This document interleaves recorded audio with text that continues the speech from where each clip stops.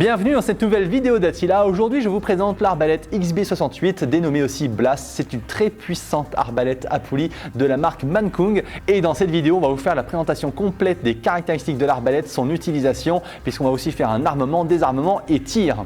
Bonjour, je m'appelle Yann, je suis le gérant fondateur d'Attila.com et aujourd'hui j'ai le plaisir de vous présenter l'arbalète XB68 de chez Mankung. Alors avant de passer à l'armement et au tir de cette arbalète, on va commencer par parler un petit peu des caractéristiques techniques, on va la décortiquer pour voir ce qu'elle nous cache. Si jamais vous voulez voir le montage de l'arbalète, il y a une vidéo spécialement dédiée à ça sur notre chaîne YouTube et vous pouvez la retrouver directement en lien en commentaire de cette vidéo. Là, on va se concentrer sur l'arbalète. Alors, tout ce que je peux vous dire tout de suite déjà, c'est que c'est une très puissante arbalète puisqu'elle va tirer des traits entre 430 et 445 fps. Pourquoi il y a deux vitesses? Parce que ça dépend du poids de trait que vous utilisez. Si vous utilisez des traits de 400 grains, c'est les modèles de traits d'origine, vous serez à 430 fps. Et si vous prenez des traits un petit peu plus légers qui sont en 370 grains, eh bien vous allez pouvoir atteindre la vitesse de 445 fps. Et comment on atteint une telle vitesse? Eh bien grâce à cette technologie de poulie inversée. Alors il existe les branches inversées, c'est quand les poulies sont à l'avant, là les poulies sont bien à l'arrière, mais la corde en fait ici passe devant les poulies. Donc ce sont des poulies inversées, ce qui fait qu'on a un power stroke, ce qu'on appelle la longueur de course ici entre le moment où on décoche la corde et le moment où elle libère le trait. Eh bien on a 15 pouces de long, donc c'est un power stroke qui est quand même très long. On a eu les premiers power strokes de plus de 14 pouces sont apparus il n'y a même pas 10 ans, donc c'est assez récent et on atteint ça grâce à ce système de poulies comme ça. Donc c'est assez fascinant de voir qu'on a des arbalètes qui deviennent assez compactes, en tout cas qui n'ont pas besoin de s'allonger, qui ne s'alourdissent pas, même qui deviennent de plus en plus légères et qui ont de plus en plus de puissance de vitesse. Et franchement 445 fps, ça commence vraiment à causer sérieusement. Après elle a une puissance de 220 livres, donc c'est pas trop étonnant, elle est vraiment super balèze. On obtient cette puissance, ça c'est dans les branches, ce sont les branches qui font la résistance. Et c'est le modèle le plus puissant de chez Mankung. J'ai hâte de voir ce qu'elle donne au niveau du tir, ça doit être quelque chose. On va noter aussi tout de suite que cette arbalète est livrée directement avec un bandoir à manivelle ici, avec un système sled. Alors ce qui est marrant, c'est que c'est super similaire à l'arbalète de chez EK Archery qui est en train de sortir, la Vulcan, qui a à peu près le même principe, hein. Franchement, on se demande s'ils ne sont pas copiés entre fabricants, c'est incroyable parce qu'on a la même technologie de poulie, on a la même technologie là, et de premier abord, franchement, je veux vous dire que tout de suite, je préfère la EK Archery.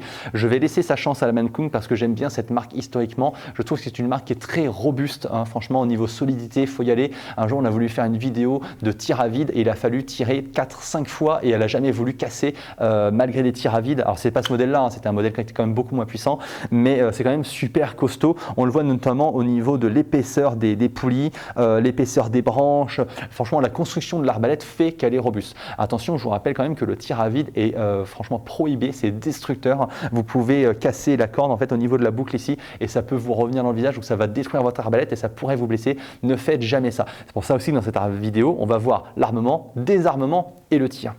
Qu'est-ce qu'on voit d'autre aussi sur cette arbalète? Eh bien déjà bon, la lunette, hein, c'est une lunette classique, fonctionnalité red dot rouge-vert avec 5 niveaux de luminosité différents. C'est une lunette en 4x32, ça veut dire qu'elle zoome de 4 et elle a un diamètre de lentille de 32 mm. Je note aussi, point similaire encore avec la Vulcan de chez EK, ici le système de ressort de rétention a disparu et on a maintenant une bille de rétention, donc ça fait que ça tient normalement tout aussi bien, mais il y a moins de friction que les systèmes de ressort par rétention ou les brosses. Je note aussi, comme chez Mankung, alors ça c'est un petit truc que j'apprécie plus chez Mankung que chez EK, parce que ce n'est pas présent chez EK, c'est ici ce petit mécanisme ici qui permet en fait de désarmer l'arbalète, c'est ce qu'on appelle le décoque, c'est-à-dire qu'une fois que vous avez armé votre corde et tout ça, eh bien vous avez tout un système qui vous permet d'appuyer ici et vous pouvez en fait libérer, on le voit ici directement. Et ça, je trouve ça franchement top, ça vous permet de libérer votre corde. Alors hop, on appuie, on soulève, voilà c'est ça. Une fois qu'on a armé l'arbalète, on appuie sur le bouton ici, on soulève ça, on repousse ici. Alors il faut 3 doigts, mais ça se fait quand même super bien. Et c'est dommage, c'est pas présent chez EK et Mankung l'ont. Donc franchement, il y a un point de plus pour Mankung par rapport à EK. Ensuite, qu'est-ce qu'on peut dire?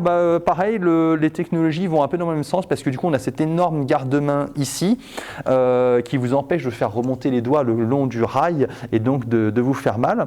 On a le carquois. Alors là, le carquois, ça va être moins un point parce que Ça, c'est pas ouf. Alors après, je sais que moi, quand je tire à l'arbalète, je mets jamais le carquois. Le carquois, normalement, on l'utilise quand on est en situation de chasse. Et je rappelle que la chasse à l'arbalète est interdite en France, au passage. Mais voilà, normalement, ça s'utilise que pour la chasse. On met ces 3 traits. Pareil, il y a l'absence de mousse dans le carquois. Ça, je sais pas. C'est bien, c'est pas bien. Est-ce que c'est un oubli? C'est quoi? Et si je devais parler d'un oubli, tant qu'on est dans la série, on enchaîne. Il n'y a pas d'étrier fourni avec cette arbalète. Donc, ça veut dire que vous avez le bandoir à manivelle et que si vous ne voulez pas utiliser le bandoir à manivelle, et bien, il va peut-être falloir acheter du coup un étrier et une corde d'armement parce qu'elle n'est pas fournie non plus avec l'arbalète, malgré qu'on ait ici la petite encoche. Alors notez que comme l'encoche est à l'arrière de la crosse, il faudra un bandoir manuel particulièrement long puisque du coup il y a une grande distance. Ce ne sont pas tous les bandoirs manuels qui peuvent convenir dessus. Si jamais vous voulez faire ça, n'hésitez pas à nous contacter. De toute façon, on mettra en produit associé le bandoir manuel qui convient. Et si l'étrier se vend séparément, que ce n'est pas un oubli de la marque dans le carton, eh bien vous le retrouverez aussi dans la liste attachée.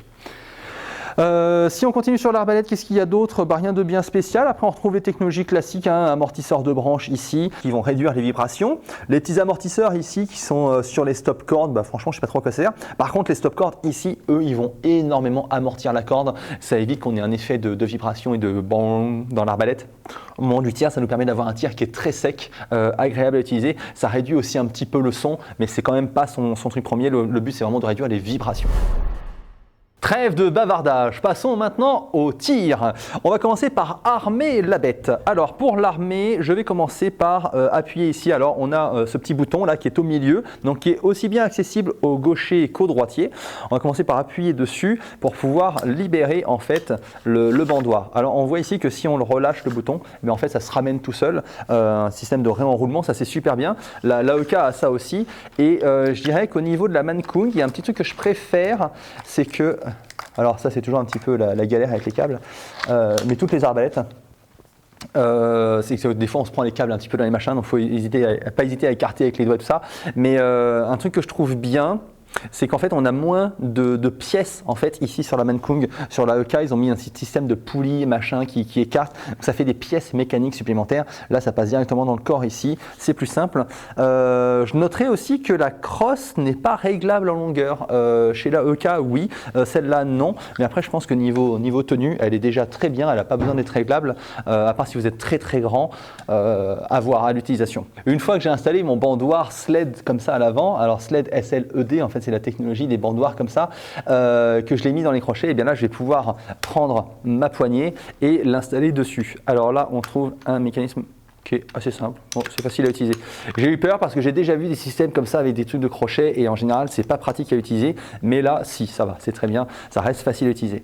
On fait bien attention à ne jamais toucher ce petit bouton là pendant qu'on est en train d'armer, ça ferait repartir le bandoir avec la corde et vous risqueriez de vous faire mal avec la manivelle ou de casser le bandoir ou tout ça. Donc vous attrapez bien comme ça à la crosse et vous n'avez plus qu'à mouliner. Et alors 220 livres, franchement je ne le sens pas. Alors on peut s'arrêter quand c'est comme ça. Et vous voyez, avec un doigt, franchement, on n'a pas l'impression qu'il y ait 220 livres. Et pourtant, là, je suis quand même dans la partie la plus dure, parce qu'une fois qu'on est à la fin, c'est la partie la plus facile. Et là, hop, là, les poulies se mettent à tourner, et là, on sent que c'est facile. C'est très, très, très facile à utiliser. C'est impressionnant comme elle est facile à armer, et vous avez remarqué certainement qu'il y a zéro bruit. Ça a bien évolué en technologie parce qu'il n'y a pas si longtemps, on retrouvait des bandoirs à manivelle mais qui étaient bruyants avec un tac, tac, tac, tac, tac, tac, tac. Et là, c'est super silencieux, donc très agréable. Une fois que j'ai armé mon arbalète, alors j'ai enlevé ça un peu prématurément, je vais remettre un petit coup comme ça vers l'avant pour pouvoir débloquer le bouton ici à l'arrière et je ramène doucement en vérifiant que ma corde est bien retenue. C'est bien le cas, c'est OK. Donc là, je peux retirer la manivelle, repousser le chariot vers l'avant. Je fais passer ça, je le ramène ici. Alors il vient se ranger particulièrement ici. Voilà, une fois qu'il est bien rangé comme ça, là c'est au top. On peut mettre un trait en place. Alors je vais prendre celui qui n'est pas dans le carquois. Je vise bien la pointe. On a une plume coque, c'est la plume qui est de couleur différente des deux autres. Elle permet d'aligner l'encoche à l'arrière du trait avec la corde. Donc je fais reculer. Je remarque que quand je fais reculer, ça soulève la sécurité anti-tir à vide ici. Hop, là, c'est soulevé. Ça fait que je peux enlever ma sécurité, me mettre en direction de la cible et tirer. Alors, niveau ressenti. Oh Ah oui, quand même. Alors, elle est quand même plus puissante que l'AEK. Depuis tout à l'heure, je fais un gros comparatif parce qu'en fait, là, je suis en train de faire le tuto de cette arbalète-là, la présentation, et juste avant, j'ai tourné la vidéo de l'AEK, donc j'ai tout de suite moi une envie de comparer, même si c'est pas forcément très bien de comparer parce que c'est des modèles différents, des marques différentes, mais c'est vrai qu'elles ont tellement de similitudes que ça tend à comparer. Ce qu'il faudra voir, c'est au niveau du prix. Ça se trouve, la Mancung est quand même moins chère que l'AEK, donc il y a des petits trucs où elle a un tout petit poil moins bien, mais si elle est moins chère, et bah ça s'explique et c'est pas grave. Et si vous voulez une arbalète qui est quand même super puissante, parce qu'en plus elle est beaucoup plus puissante que l'AEK, super puissante et sans vous ruiner, et bah je pense que la Mancung est vraiment géniale. Et là on sent la patate qu'elle a. Ah, le recul se fait bien. Veillez bien du coup à garder une distance entre votre œil et la lunette. Hein, j'en connais comme ça qui se sont fait une petite ouverture à l'arcade. Elle est costaud, hein, franchement, bien sympa. J'ai vraiment apprécié le tir, ouais, elle m'a épaté là. Depuis tout à l'heure, je suis un peu mitigé sur l'arbalète, mais là, franchement, le ressenti du tir est vraiment top. Maintenant, ce qu'on va faire, c'est qu'on va faire un désarmement. Alors, je vais vous montrer. Hop, on ressort le bandoir comme ça. Alors, vous voyez, on écarte. Si on écarte comme ça se fait vachement mieux déjà avec deux mains. Hop, je fais ça. Je viens chercher ici. Voilà, mes crochets, je l'avais mal pris, alors j'ai un peu galéré. Les cordes passent bien comme il faut, ne sont pas gênées, c'est bon. Hop là, et je recommence.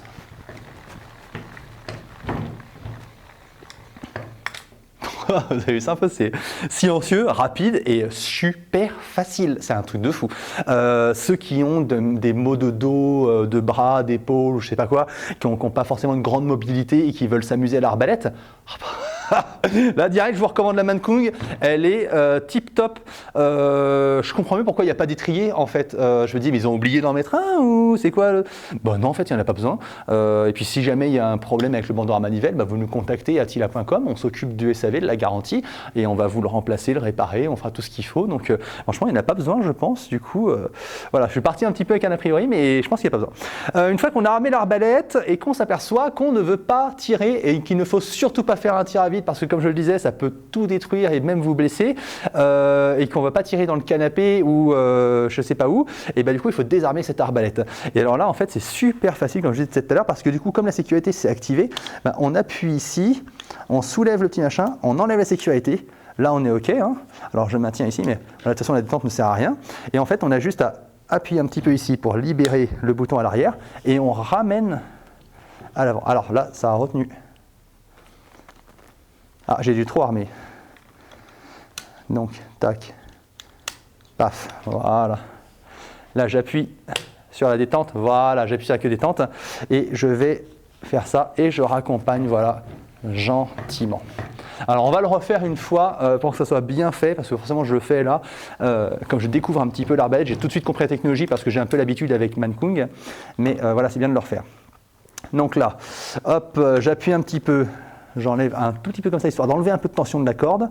J'appuie sur le bouton décoque, je soulève la sécurité anti-tir à vide et je viens pousser le bouton de sécurité. Alors c'est vrai, ça fait une petite manip, mais je suis bien content qu'elle soit là, cette manip. Ça la rend beaucoup plus facile à utiliser que sur la EK par exemple. Et une fois qu'on est bon, et bien là, on peut faire ça. On appuie sur le bouton. Alors là, et retire encore avec les crochets. Hein. Voilà, donc là j'appuie sur la queue détente, mais alors franchement laissez 2 mm, hein, histoire que la corde ne parte pas, c'est juste histoire de relâcher la corde, et une fois que ça c'est bon, hop, voilà, je me mets comme ça, et voilà, franchement la manip se fait quand même super bien, c'est très agréable à utiliser. Et quelle puissance cette arbalète, franchement, c'est incroyable. Vous savez quoi, je vais refaire un tir parce que j'ai vraiment beaucoup aimé. C'est assez rare que je m'éclate comme ça. Et vous voyez, c'est pour ça aussi que je disais, faut pas s'arrêter à un premier ressenti hein, dans la vidéo de tuto de montage de l'arbalète. Je dis, je suis assez mitigé sur l'arbalète, je sais pas trop. On va pas s'arrêter là-dessus. Venez regarder cette vidéo, celle que vous êtes en train de regarder actuellement. Et je me dis que c'est très bien parce que du coup, vous voyez, ça évite de s'arrêter sur un a priori. Voilà. Et quand on met deux mains, c'est quand même vachement plus facile à utiliser. Depuis tout à l'heure, j'ai une seule main. Et franchement, non, très très bon ressenti d'utilisation avec cette arbalète. Donc là, je prends un trait en place, je vérifie que ma pointe est bien vissée. Hop, je recule bien à fond, j'enlève la sécurité et je tire. Non, franchement, très bien. Une bonne patate, une très très bonne arbalète. Alors, à quoi ça sert d'avoir une vitesse de trait aussi élevée? Qu'est-ce qu'on fait avec 445 fps? Bah là, avec une arbalète comme ça, c'est clair, on tire à plus de 80 mètres et on groupe ses tirs. Alors, je ne sais pas si elle va grouper jusqu'à 100 mètres comme les modèles haut de gamme et tout ça, mais parce que Mancung, alors c'est vrai que c'est un modèle très robuste, hein, comme Karchoy, donc c'est un modèle très costaud, très robuste, mais c'est vrai que niveau précision, c'est pas forcément aussi efficace. Alors vous me direz 80 mètres. Franchement, mesurer 80 mètres, c'est quand même déjà super costaud. Quand vous atteignez une cible de 60 par 60 à 80 mètres et vous êtes capable de mettre 6 ou 10 traits dedans, franchement, déjà, c'est du sérieux. Et pourquoi? Eh bien, parce qu'en fait, la distance de chasse, hein, parce que c'est vrai qu'à la base, ces arbalètes sont surtout conçues pour la chasse, eh bien, la distance de chasse, c'est 30 à 40 mètres. Et quand vous êtes capable de grouper à 80 mètres, bah, ça veut dire que vous avez une très très haute précision à 30 ou 40 mètres. Quand vous avez bien réglé votre lunette, vous allez taper, vous allez être super efficace. Alors, je rappelle bien sûr que la chasse à l'arbalète est interdite en France. Hein. Je le dis, je crois que j'ai déjà dit tout à l'heure, mais je le répète parce qu'il ne faut pas l'oublier. Alors avant de conclure cette vidéo, comme j'ai parlé de la chasse interdite, j'en profite pour continuer sur la sécurité. Hein, quand on a une arbalète comme ça à la maison ou pour son transport, le top c'est d'installer un verrou de ponté. Ça empêche l'arbalète d'être utilisée, c'est ce qu'on appelle la rendre inutilisable dans les médias. Et si vous la rangez dans sa housse pour le transport, bah, vous êtes 100% en conformité avec la loi. Niveau entretien, c'est super facile d'entretenir une arbalète puisque vous avez un petit tube de cire qui est livré avec et vous allez régulièrement, hein, je dis tous les 10-15 tirs, vous allez mettre un petit coup de cire sur la corde et un petit coup sur le rail. Ça fait que la corde glisse mieux dessus, il y a moins de friction, moins d'usure, ça va éviter qu'elle s'use prématurément. Et n'hésitez pas à en mettre en fin de session, là vous en mettez un petit peu partout sur les brins et vous faites pénétrer avec les doigts. Prenez 2 secondes pour faire ça, ça ne prend pas beaucoup de temps, mais ça va prolonger la durée de vie de votre corde.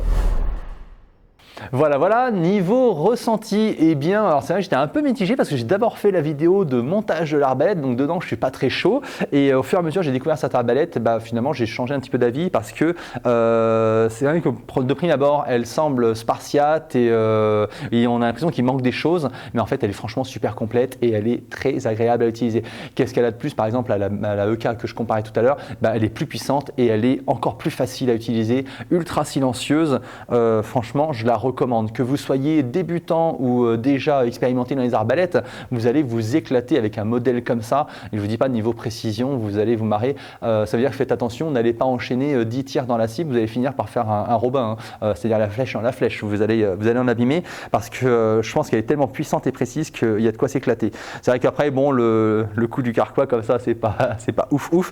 Ils auraient pu éviter ça s'ils avaient fait un support en alu, un petit support en alu usiné ici, hein. Ça éviterait que ça bouge. Je pense qu'ils ont fait le choix du poids, mais après ce petit support, bah, il s'enlève, comme je disais tout à l'heure, super bien. Il suffit de faire ça, de l'enlever. Là c'est pareil, pas de montage, pas de vis. Ça c'est un point aussi, quand on débute en arbalète ou qu'on n'a pas envie de s'embêter, bah, c'est quand même vachement pratique.